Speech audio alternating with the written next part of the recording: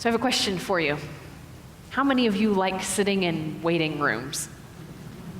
Like the doctor's office or the car place? Come on, you don't like sitting with the sick people around you? Or the weird magazines? Or just anticipating the car people coming out and saying you've got something wrong with the vehicle that you didn't anticipate? I think they just design waiting rooms to be that much more anxiety-producing places. And then you just have to wait and wait and wait. Anxious waiting can cause us to do things that we normally wouldn't do. And if a group is involved, watch out. And our Exodus passage happens in one of those anxiety-producing moments in which Moses is up on the mountain. He's been up and down before throughout the time that the Israelites have been in the wilderness. However, this time the conversation with God has taken a bit longer than normal. And the people are waiting for their leader to return. The last time they saw Moses was around the giving of the 10 Commandments time. How well did you guys do on taking Sabbath this week? Okay. For those who weren't here last week, that's what we talked about. Okay. So during our passage, Moses is getting instructions from God about the tabernacle. And the tabernacle was this tent-like worship structure that was going to be in the wilderness. And there were a lot of pieces and parts to that tabernacle. You know, there's the ark, and there's the altar of sacrifice, and there was a lampstand, and curtains, and utensils, and the list goes on and on and on. And there were a lot of details associated with this tabernacle. And so it took a little bit of time for God to convey that to Moses. The purpose of why God gave all those instructions to Moses about the tabernacle was that they might build a place that God would dwell with them. It was to create an environment for worship, a place where their sins could be dealt with, and a place where the people could continue to know God. However, while Moses is in the thick of receiving these instructions, the people waited and waited and waited. What do you think is happening to Moses? He's been gone kind of an awful long time. Well, what if he sprained his ankle and he's up on the mountain and he's kind of hurt? Or what if he's dead? And you know how it just kind of escalates with my little owls? You know, they start off calm and then it escalates. And that's kind of what happens with us sometimes. The people didn't quite turn out as well as the baby owls in the book. Instead, the anxiety increased, and their waiting turned to fear, and their fear turned to action, any kind of action. And in the fray, Aaron finds himself. And Aaron is Moses' brother. He was part of the team that approached Pharaoh when the people left Egypt under the Exodus. And so the people grabbed him and began saying, "You've got to do something." Let's have a quiz from last week. Maybe you guys failed the first quiz about Sabbath. So Pastor Brent talked about that the 10 Commandments could be into two groups, the ones kind of dealing with our relationship with God, and then the other half, or other part, dealing with relationship with others. So in that relationship with God aspect, what are some of those commands from the 10 Commandments? Okay, no other gods, thank you. Thank you. Anything else? Okay, remember Sabbath, good. Yay, thank you, Joe. No idols, good. Honor the father and mother, kind of dealing with others, good. Lord's name in vain, don't misuse the Lord's name. Okay, good. 2 thumbs up, thank you. It was kind of scary in the first service, only one person answered all of these questions. I don't know if they were still awake or, anyway. So the last time they saw Moses, he gave the 10 Commandments. He gave them the commandments that they shouldn't have any other gods. And yet, here, in the midst of the anxiety, waiting can do funny things, can't it? And so without proper leadership, the people flounder. They complain that Moses has been gone too long. They're impatient to move on. And so they approach the closest thing that they have to a leader, Aaron, and say, go make us an idol that can bring us to go before us to the promised land. This scene could have played out so many different ways. You wish Aaron could have said something along the lines of, let's think about this for a moment. Didn't we just agree to not do that? And instead, without hesitation, he seems to go right along with their plan and violated the agreement with God. And so Aaron takes the gold from the people. And this is the gold that the Egyptians had given them because the Egyptians wanted to get them out of Egypt. And so in some ways, it is this symbol of deliverance. And he takes this gold and he shapes it and makes it an image.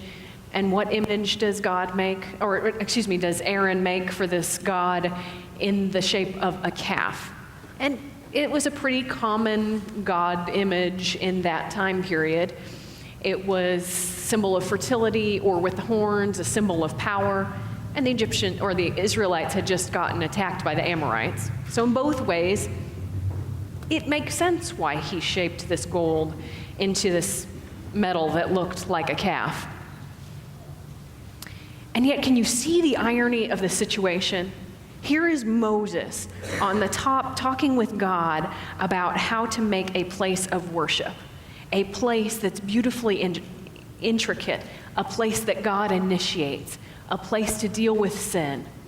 And here the people are down here, quickly making something, making an image of a God that they would move around because it was a God that couldn't think or talk or listen.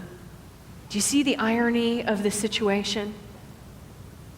And part of me, it's just so maddening. I just want to say to the Israelites, how can you be so stupid?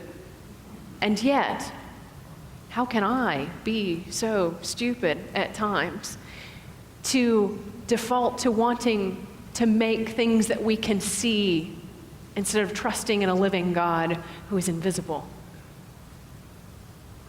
And so I've put myself into the shoes of the Israelites and say, ugh. And then you put yourself into the shoes of Aaron, and you think to yourself, this could have played out differently. And yet I think Aaron was concerned about his self-image, how he was seen in this community. And so he was willing to bend to what they wanted. In some ways, for those who are doing the small group study, Who is This Man?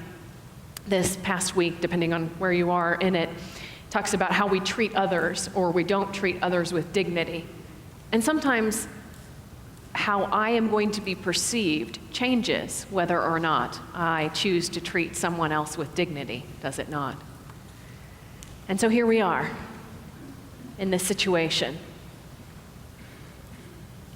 You wish that we weren't so much like them. What can help us to not fall into the pattern of these Israelites in uncertain times? And so it's interesting that Philippians 4 is matched with this passage. In some ways, it seems like an odd pairing, and yet it's perfect. Because in the sense of the Israelites were worried because they couldn't see this God, and yet we are blessed to have God in human form in the person of Jesus Christ as an example to look to, but also as an example to be with. Carol Sandlin's memorial service was yesterday.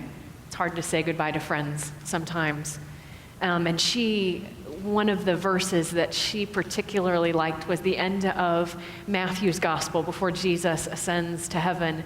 And kind of the last verse of Matthew's gospel is, I will be with you always, even to the end of the age. And what a great blessing we have that the presence of God is with us through Jesus Christ. And so in some ways we have a leg up on the Israelites in that sense. And yet Paul then gives us some very practical things in which we can do on how that we don't fall into the anxiety producing something that we might regret. He gives 4 admonitions that were embodied in the life of Jesus. He told them to rejoice. Let their gentleness be evident. do not worry, and to present their requests to God. And they are well-known and well-loved verses because they really do get to the heart of our faith. Rejoice. Another way would be to celebrate. Why are we to celebrate? Because the Lord is near. The Israelites wanted the God, so they made one to be near. But what a blessing we have to have Jesus near. And lest that rejoicing become so self-absorbed, the next phrase is good in the sense of let your gentleness be evident. Care for others. We regularly see this in Jesus' life, in which he lets his gentleness be evident by caring for women and children and outcasts. His gentleness or humility was part of his life. Do not be anxious, Paul will write. And Jesus, throughout his ministry, challenged his disciples not to worry about tomorrow, what they would eat or what they would drink, what they would say to those in authority if they got brought before them. This phrase is particularly powerful when you contemplate what Jesus went through and the end of his life, being falsely accused of things and then being crucified. And similarly, Paul is writing this letter of Philippians in prison. His life was shortly coming to an end.